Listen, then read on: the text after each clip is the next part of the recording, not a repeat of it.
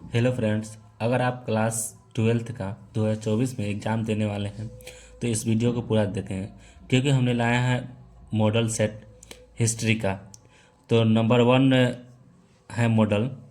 तो इसमें प्रश्न संख्या है, दांडी यात्रा नेतृत्व किसने किया था?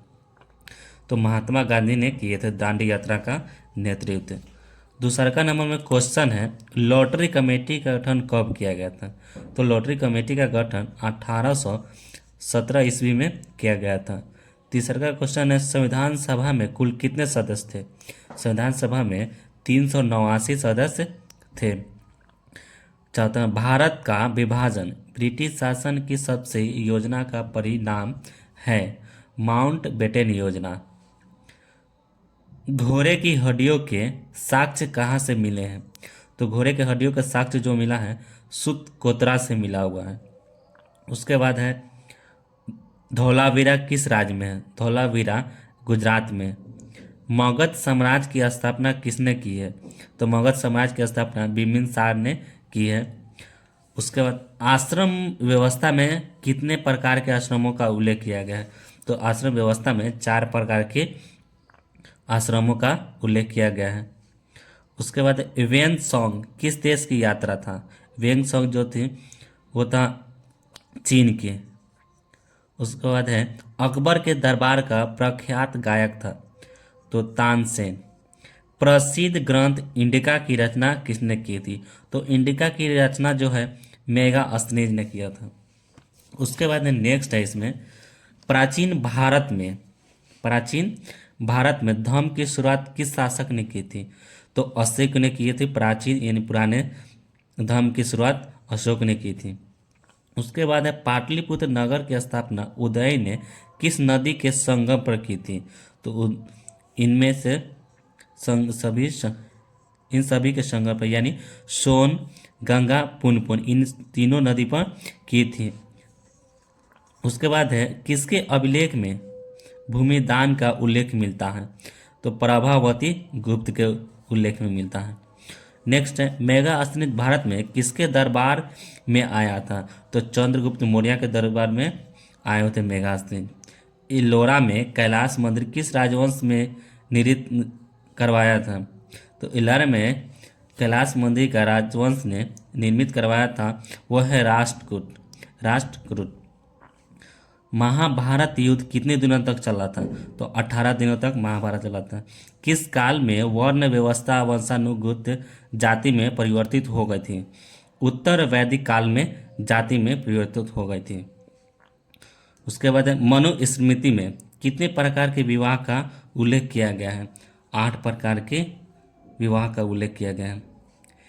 भीम ने हिडिंबा के साथ कौन सा विवाह संपन्न किया था?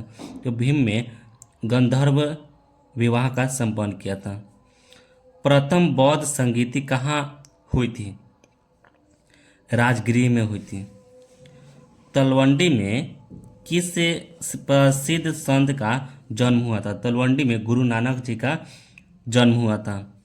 उसके बाद, आत्म का पुनर्जन्म मुख्य विषय है। आत्म का कौशितकी उपनिषद का हुआ था। आत्मा बुद्ध के उपनिषदों का संकलन है। सुत्त पिटक में है बुद्ध के उपदेशों का संकलन सुत्त पिटक में। उसके बाद नेक्स्ट क्वेश्चन है, पेज है जो मॉडल पेपर सेट 1 में है। उसके बाद है आपका सांची।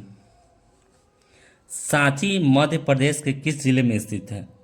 सांची मध्य प्रदेश के किस जिले में स्थित है? तो रायसेन में सांची स्थित है।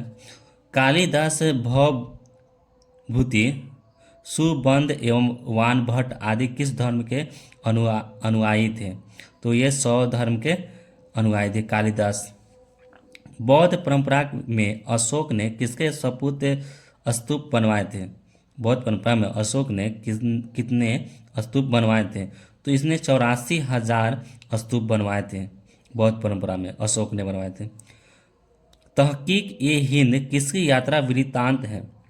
अल बरूनी के यात्रा वृत्तांत है। गुप्त काल में कौन सी चीनी यात्री भारत आया था? तो उसमें गुप्त काल में फरहान आए हुए थे।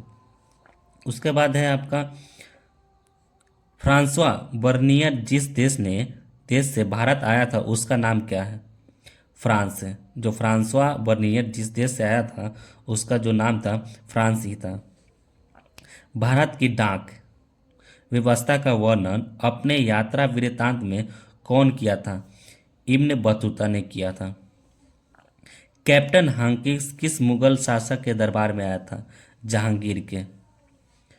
गुरु नानक का संबंध किस धर्म से है? सिख से। सलीम चिश्ती की दरगाह कहाँ स्थित है? सलीम चिश्ती की दरगाह आगरा में स्थित है। उसके बाद है अंडाल की सही परिचय। वह अलवार स्त्री थी। जो अंडाल थी सही परिचय वह अलवार स्त्री थी। विष्णु को अपना पति कौन मानती थी? अंडाल। काशी में किस प्रसिद्ध संत का जन्म हुआ था? तो कबीर का हुआ था। सुल्तान उल हिंद किसे कहा गया है? ख्वाजा मोइनुद्दीन चिश्ती को सुल्तान उल हिंद कहा गया है। फतेहपुर सीकरी को राजधानी किसने बनाया था? तो अकबर ने बनाया था। फतेहपुर सीकरी की राजधानी को अकबर ने बनाया था। गोरखपुरम का संबंध किससे है? तो मंदिरों से है। आमुक्त माल्याद किसने लिखी है? तो कृष्णदेव राय ने आमुक्त माल्याद लिखी हुई है कृष्णदेव राय ने। दीन ए इलाही संबंधित है अकबर से। दीन ए इलाही अकबर से संबंधित है। उसके बाद है तंबाकू का सेवन सर्वप्रथम किस मुगल सम्राट ने किया था? अकबर ने किया था तंबाकू का सेवन प्रथम बार ने। उसके बाद है आईने के अनुसार सिंचाई वाले क्षेत्रों में वर्ष में कुल फसलें होती थी। आईने के अनुसार 3 होती थी। आईने के अनुसार फसलें 3 होती थी। उसके बाद आपका नेक्स्ट है 45 नंबर में 100 गो पूरा क्वेश्चन है इसमें से। तो परगना मुगल काल में था। एक प्रशासनिक प्रमंडल था। परगना मुगल काल में था। एक प्रशासनिक प्रमंडल था। उसके बाद अकबर नामा एवं आइन ए अकबरी में के अनुवादक कौन थे? तो ये जैरेट बेबरेज ब्लैकमैन ये सभी लोग क्या हैं? अकबर नामा एवं आइन ए अकबरी के अनुवादक थे। साम्राज्यवादी इतिहासकार है ये W.H. मोरलैंड। जीतल क्या था? जीतल क्या था? एक सिक्का हुआ था, जीता हुआ था। कौन मुगल बादशाह आलमगीर के नाम से जाना जाता था? मुगल बादशाह आलमगीर के नाम से जाना जाता था। औरंगजेब को इसे नाम से बुलाया जाता था। इतिहासकारों में कौन अकबर का समकालीन था? इतिहासकारों में बदायूं था। मुगल सम्राटों में सामान्यतया महानतम सम्राट माना जाता है। जलालुद्दीन अकबर को माना जाता है। उसके बाद सुलह ए कुल का अर्थ क्या होता है? पूर्ण सार्वभौमिक शांति। सुलह का अर्थ होता है।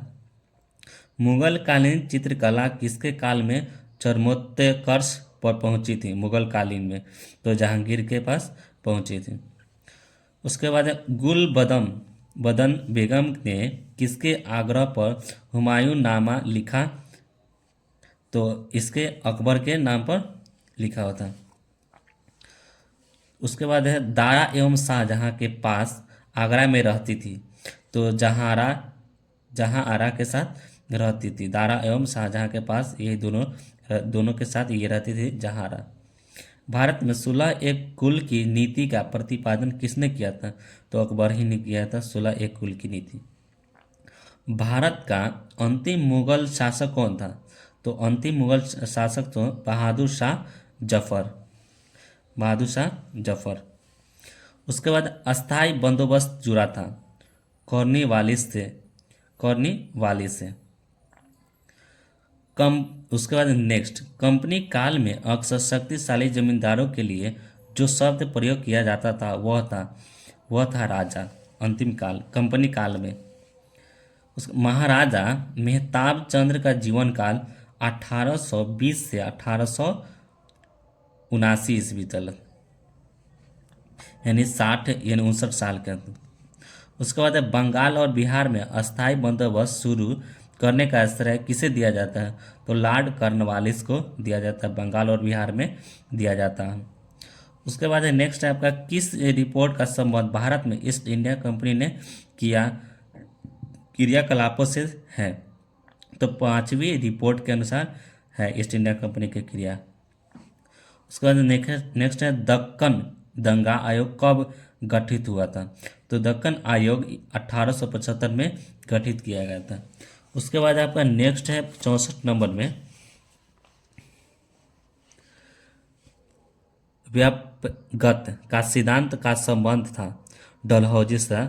व्यापगत का सिद्धांत डलहौजी से 1857 ईस्वी के विद्रोह का कानपुर में नेतृत्व किसने किया था? तो नाना साहब ने किया था। 1857 के विद्रोह में कानपुर में किए हुए थे। उसके बाद है, मेरठ छावनी में सिपाहियों ने कब विद्रोह कर दिया था? तो सिपाहियों ने 10 मई 1857 में किया था कानपुर में, जो नाना साहब ने किया था 1857 में। फिरंगी किस काल का भाषा का शब्द है? तो फारसी। फिरंगी जो है फारसी से है। उसके बाद 68 नंबर में, इसको अभी रखते हैं क्योंकि ये गलत अभी दिया गया है इसमें। उसके बाद है, क्रांति के दमन के बाद कौन क्रांतिकारी नेता नेपाल गया था? तो नाना साहब ने क्रांतिकारी के दमन के साथ, तो नाना साहब ने गए हुए थे नेपाल। उसके बाद 1857 की क्रांति के प्रमुख नेता बहादुर शाह जफर को अडसन ने कहाँ से गिरफ्तार किया था? तो हुमायूं के मकबरे से गिरफ्तार किया था। किस महिला ने सतारा, उज्जैन, ग्वालियर आदि में 1838 से 1863 ईस्वी तक अंग्रेजों के विरुद्ध षड्यंत्र किया था? तो महारानी बेजाई बाई सिंधिया ने किया था। 1857 के विद्रोह को किसने प्रथम स्वतंत्रता संग्राम कहा है? तो बी डी स्वारकर को कहा है स्वतंत्रता संग्राम। उसका नेक्स्ट है, भारत की राजधानी कलकत्ता से दिल्ली स्थापित हुई थी। जो भारत की राजधानी थी कलकत्ता से दिल्ली को स्थापित हुई थी, तो उस कब हुआ था? जब 1911 को ईस्वी में हुआ था। भारत की राजधानी कलकत्ता से दिल्ली स्थानांतरित हुई थी 1911 में। उसके बाद नेक्स्ट है, भारत में जिस वर्ष के उपरांत दशकीय यानी प्रत्येक वर्ष में दशकीय कहा जाता है जनगणना शुरू हुई, वह था 1881 ईस्वी में पहली जनगणना यानी शुरुआत हुआ था उस समय से। उसके बाद है आपका, विक्टोरिया टर्मिनस किस शैली की इमारत है? तो नौ ग्रंथी शैली के जो इमारत है विक्टोरिया टर्मिनस, नौ ग्रंथी शैली के। गेटवे ऑफ इंडिया किस शैली का उदाहरण है? जो गेटवे ऑफ इंडिया है इंडो सारा सैनिक शैली से है। गेटवे ऑफ इंडिया इंडो सारा सैनिक शैली से। माई एक्सपेरिमेंट्स विथ ट्रूथ किसकी आत्मकथा है? माई एक्सपेरिमेंट जो है यानी स्वयं करना, यानी महात्मा गांधी जी का है। उसके बाद गांधी इरविन समझौता कब हुआ था? तो गांधी इरविन समझौता 1931 में हुआ था। महात्मा गांधी द्वारा शुरू किया गया पहला जन आंदोलन कौन था? तो महात्मा गांधी द्वारा शुरू किया गया, जो असहयोग आंदोलन के नेता भी कहा जाता है महात्मा गांधी को, शुरुआत की थी। उसके बाद नेक्स्ट है आपका, गांधी जी ने असहयोग आंदोलन किस वर्ष आरंभ किया था? तो गांधी जी ने 1920 ईस्वी में आरंभ कर दिए थे। मोहम्मद अली जिन्ना के बारे में कौन सा कथन सही है? तो कह रहा है होम रूल लीग आंदोलन का सर्वप्रथम समर्थन किया होम रूल लीग ने, असहयोग आंदोलन का विरोध किया, वेवेल योजना अस्वीकार की, तीनों कथन सही है। तो इसमें से जो तीनों पर ए बी सी है, इनसे तीनों सही है। उसके बाद आपका नेक्स्ट है, सुभाष चंद्र बोस ने कहाँ पर आज़ाद हिंदी फौज का गठन किया था? तो सिंगापुर में किया था। सुभाष चंद्र बोस ने आज़ाद हिंद फौज का गठन किया था। उसके बाद आपका, सुभाष चंद्र बोस ने हिंदुस्तान की अस्थाई सरकार की स्थापना की घोषणा सिंगापुर के कोल्हान में कब की थी? तो 2 अक्टूबर 1943 ईस्वी में सुभाष चंद्र बोस ने हिंदुस्तान की अस्थाई सरकार की स्थापना घोषणा कर दी थी सिंगापुर में। उसके बाद है आपका 15 अगस्त 1947 ईस्वी को जब भारत स्वतंत्र हुआ, उस समय ब्रिटेन में किस पार्टी की सरकार थी? तो लेबर पार्टी की सरकार थी उस समय, जब 15 अगस्त 1947 को जब अपना देश आज़ाद हुआ तो उस समय ब्रिटेन के में किस पार्टी की सरकार थी? तो लेबर पार्टी की। कांग्रेस की स्थापना कब हुई थी? 1885 ईस्वी में कांग्रेस की स्थापना हुई थी। उसके बाद है भारतीय संविधान के प्रारूप समिति के अध्यक्ष कौन थे? B R Ambedkar. भारतीय संविधान वही लिखे हुए बी आर अम्बेडकर। संविधान सभा के अध्यक्ष थे डॉक्टर राजेंद्र प्रसाद। अध्यक्ष थे डॉक्टर राजेंद्र प्रसाद, लेकिन लिखे हुए हैं प्रारूप समिति थे डॉक्टर बी आर अम्बेडकर। उसके बाद है संविधान नहीं हो मुस्लिम लीग ने कैबिनेट मिशन की संवैधानिक योजना पर स्वीकृति दी थी। 16 जून 1946 को दी हुई थी मुस्लिम लीग ने। 24 जनवरी 1950 को संविधान सभा के कितने सदस्यों ने संविधान पर हस्ताक्षर किए थे? 284 लोगों ने संविधान पर हस्ताक्षर किए हुए थे कि ये सही है। उसके बाद आपका कैबिनेट मिशन के सदस्य थे। जो कैबिनेट मिशन के सदस्य थे ये तीनों थे: Pethick Lawrence, A B Alexander, sir Stafford Cripps. इनमें सभी ये जो तीनों थे कैबिनेट मिशन के सदस्य करते हैं। 1920 ईस्वी में कौन आंदोलन हुआ था? तो असहयोग आंदोलन 1920 में हुआ था। ऐसे भी पूछा था असहयोग आंदोलन कब हुआ था? तो 1920 ईस्वी में। पूना समझौता किस वर्ष हुआ था? तो पूना समझौता 1932 ईस्वी में हुआ था। उसके बाद है महात्मा गांधी ने किसके विषय में निम्न शब्द कहे थे? असफल हो रहे बैंक का उत्तर तृतीय चौक, क्रिप्स प्रस्ताव। उसके बाद है आपका 1937 में कितने प्रांतों में विधायी सभाओं का चुनाव हुआ था? तो 1937 में 11 विधायी सभाओं का चुनाव हुआ था। उसके बाद महात्मा गांधी ने पहला किसान आंदोलन कहाँ शुरू किया था? तो चंपारण में किसान आंदोलन का शुरू हुआ था। उसके बाद चौरी चौरा कांड कब हुआ था? तो चौरा चौरी कांड 5 फरवरी 1922 ईस्वी को हुआ था, चौरा चौरी कांड। उसके बाद नमक कानून किसने तोड़ा था? तो महात्मा गांधी ही ने नमक कानून को तोड़ा हुआ। शहीद ए आजम किसे कहा जाता है? तो शहीद ए आजम सरदार भगत सिंह को कहा जाता है शहीद ए आजम। कांग्रेस और मुस्लिम लीग में लखनऊ समझौता कब हुआ? दिसंबर 1916 ईस्वी में लखनऊ समझौता हुआ था। फ्रंटियर या सीमांत गांधी किसे कहा जाता है?